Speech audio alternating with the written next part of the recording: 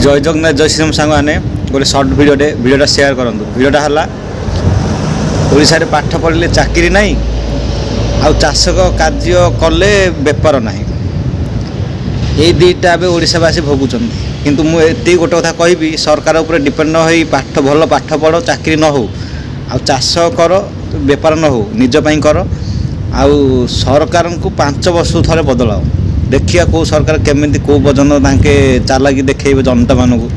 सेटा जनसाधारण सबुले सजग रहिले चालाकी रहिले शिक्षित रहिले निज पूर्ति रहिले सरकार निजे पानी पी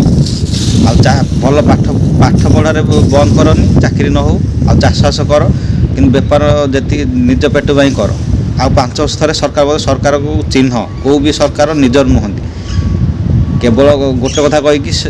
उल्टा काम कर जनता को हताश करवा से कम आउ निज परिवार निज बंधु बांधव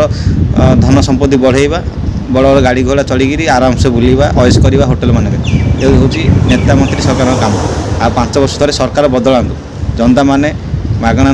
योजना न पशि आम सुधरिले सरकार सुधर